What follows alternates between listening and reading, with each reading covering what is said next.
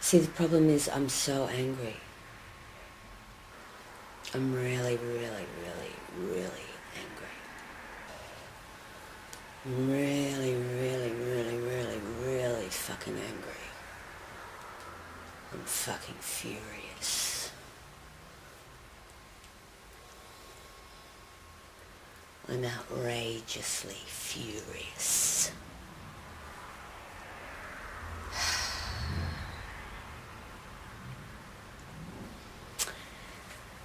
But you know, angry is better than scared, man. Angry is better than scared.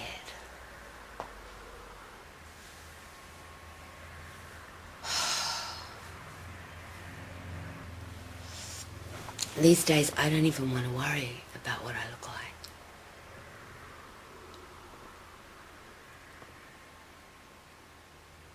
You know? Because I just got too much to say. I've got too much to say. But we live in a visual world, you know. And this world cannot live on voice alone. So I'm forced to look in the mirror. And every time I go to Bikram yoga, I got to look in the mirror. I stand up the back.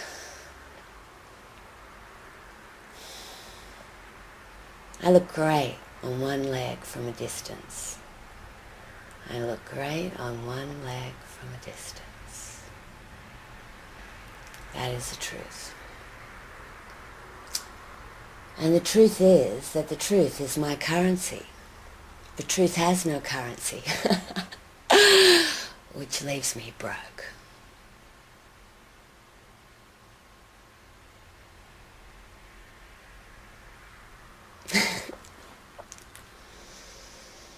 And it's funny riffing, now I'm not mind controlled, because it's like, you know, I used to riff the devil. They put demons in me. Lucifer wanted my voice. And they put demons in me. And I used to riff him. But you know, there was always God in the mix. And they work really hard to get that God out of the mix.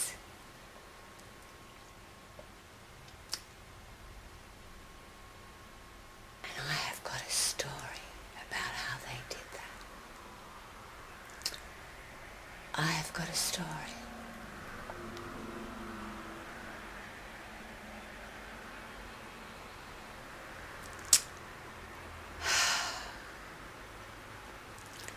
But the problem is,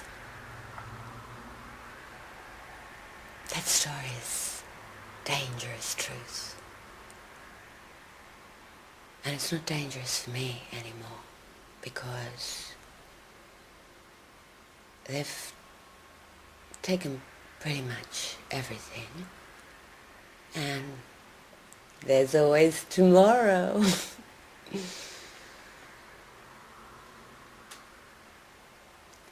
But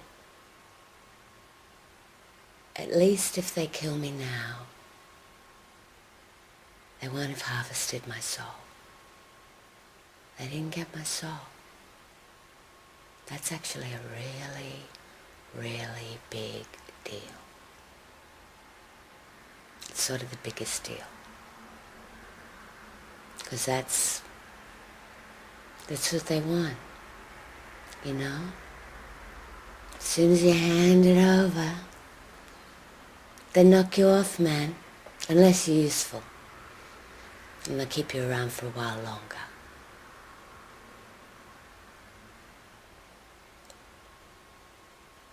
But you can't make a deal with the devil because he just doesn't keep his promises.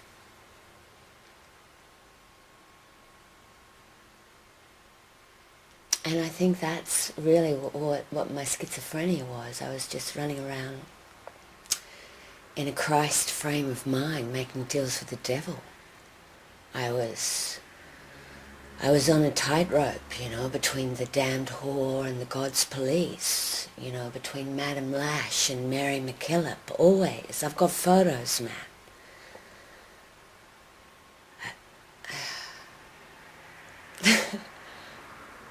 There are photos and videos and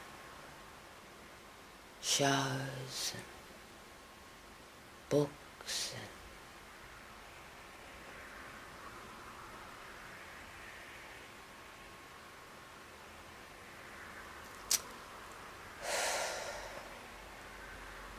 and lots of people that I loved.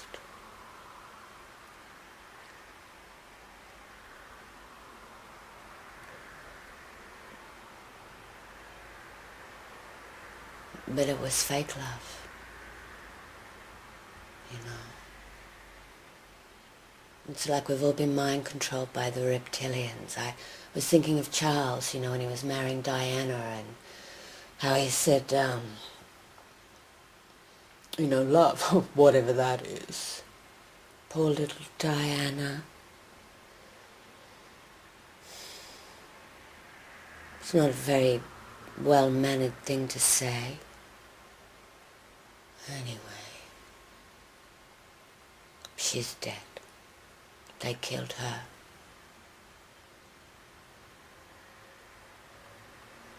You can't go dobbing on the blue bloods and expect to stay alive. And while my perpetrators aren't exactly blue bloods, they're more upper middle class or upper middle wannabe. They're aspirationals of various stripes.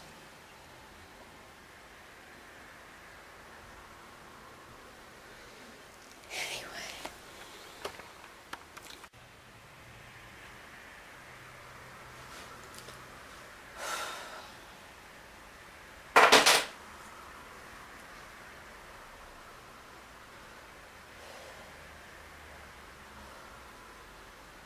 See, the thing is, there's a price.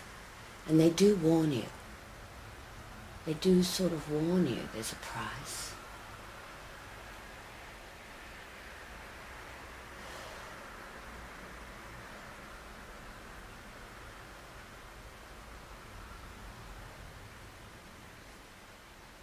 But you're not listening at the time.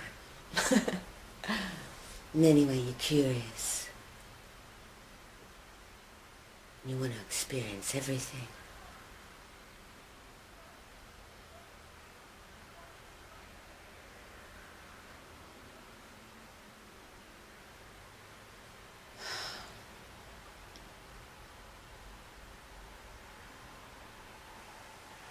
I think for me it was really, I spent so many years flying away from my pain.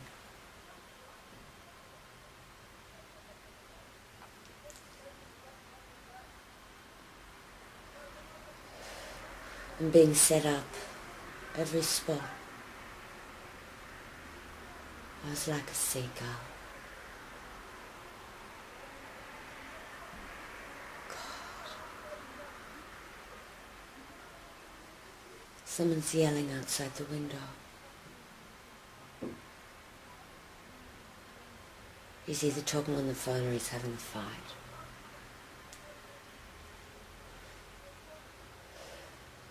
What's really great is that I don't think it's about me.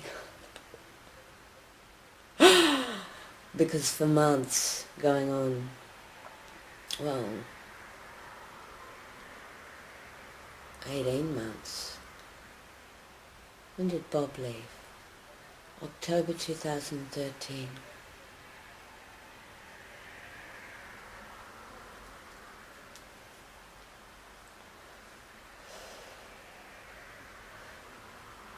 "18 months of just feeling like everything's about me, long after the street theatre stopped. The street theatre probably went on for well,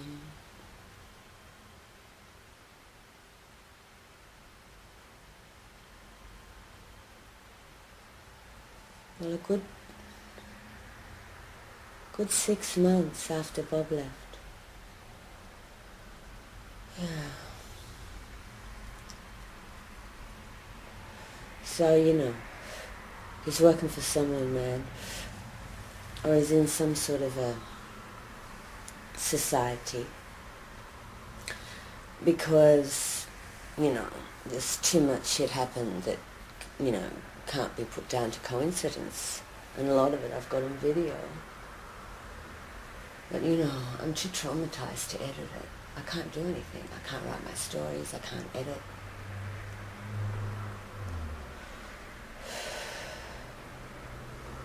I can't do anything. At least I can smoke. They stopped the prisoners smoking. That should be a human right, that a prisoner is allowed to smoke. They're really punishing them if they're taking away the cigarettes, because that's all you've got in prison. They just want people to kill themselves. They want everybody to kill themselves. And then the elites can just, the gays can all pay back the elites, for giving them their marriage.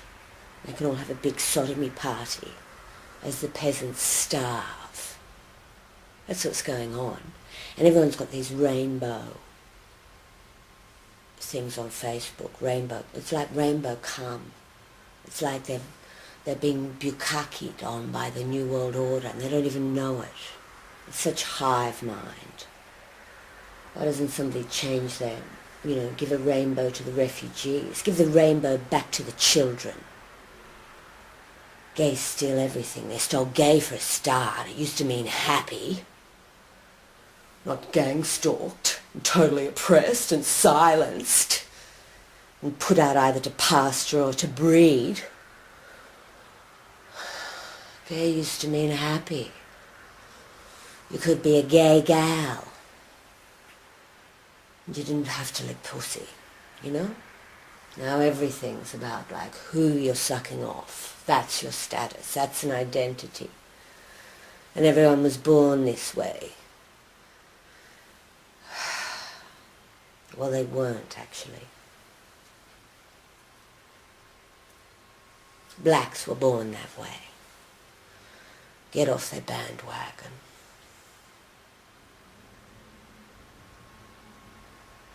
They frighten me.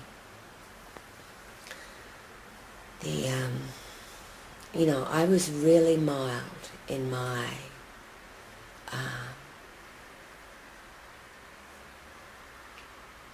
response to gay marriage when it initially came out on Facebook. I was really mild.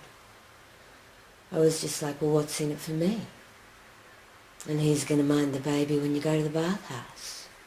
I mean, I think they're reasonable questions,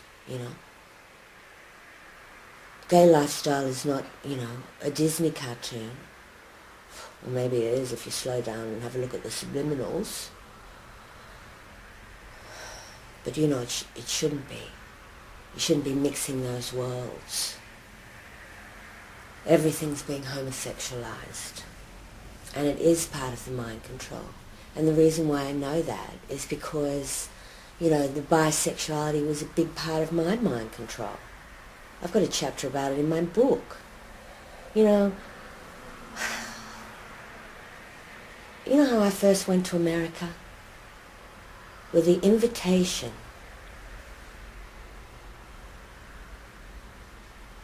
of a lesbian producer in Salem.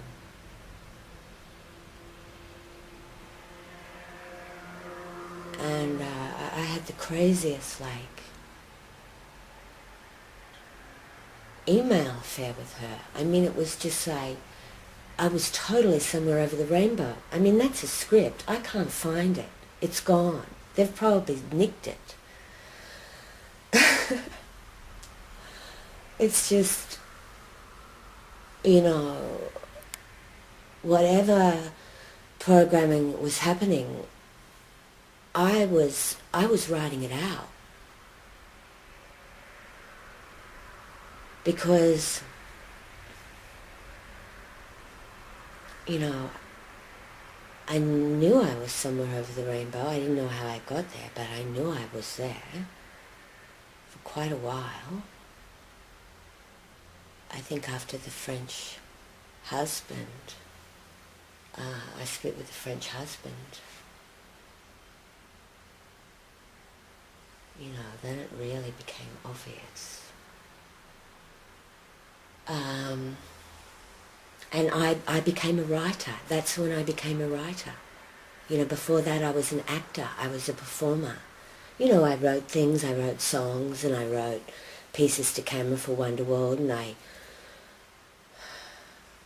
co-wrote shows with. I suppose I was always a writer when I think about it, but that wasn't my identity. I just in a way became, I'm a creative animal, and I don't like things getting in the way. It's storytelling, so. If you don't know that form of writing a story, well then learn it. And, that's what I did. But,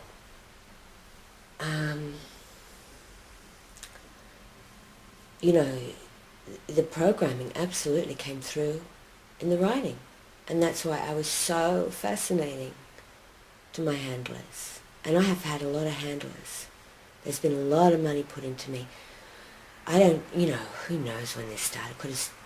You start going back and it is a rabbit hole, because I've since found out about my ancestry, and so many things in my story make absolute sense.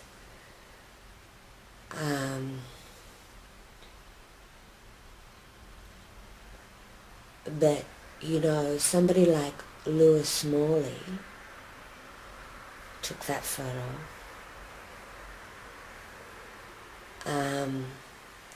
He doesn't become your own personal Lomo, like, for no money, unless there's some other agenda going on. Because the guy's not altruistic. Well, rest in peace, or not. He's dead now. But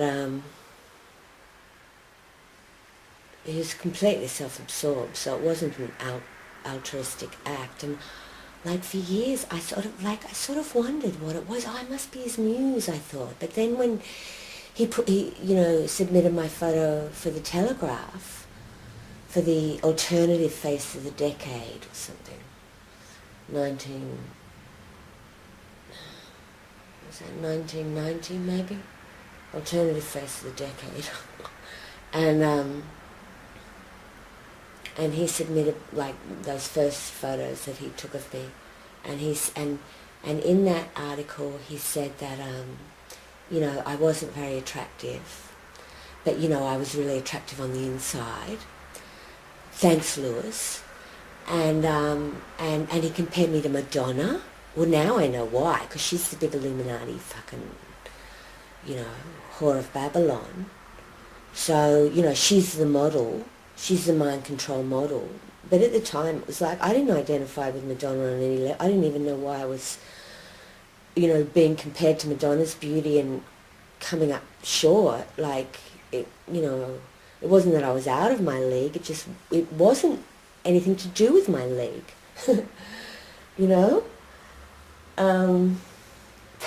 Whole other narrative. And, but within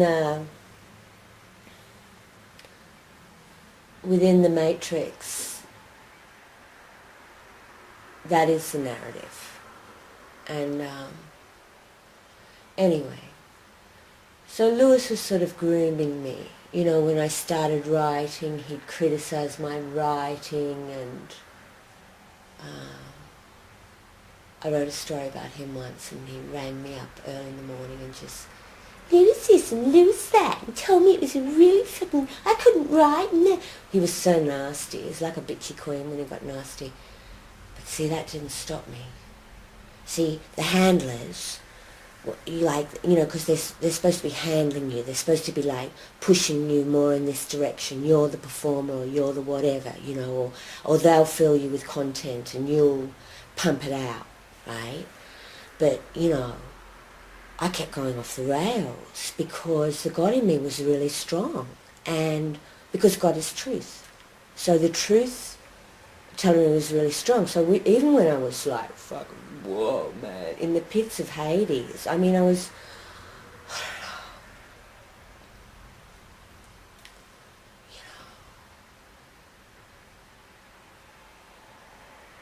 it was, I mean, I know that the sort of Florence Nightingale / Mother Teresa in me was also delusional, but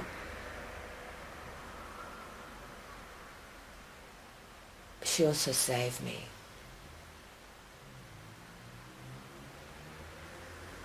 The Madonna in, Madonna as in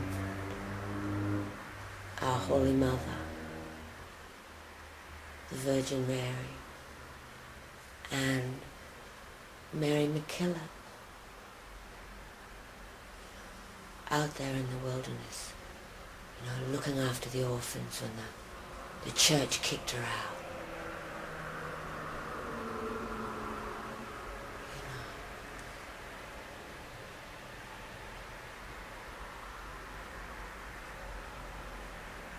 Because when you're under attack and when you're mind control programmed, you need your girls, you need your holy girls.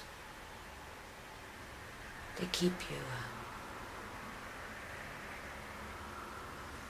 They keep a pure spot in your heart for when you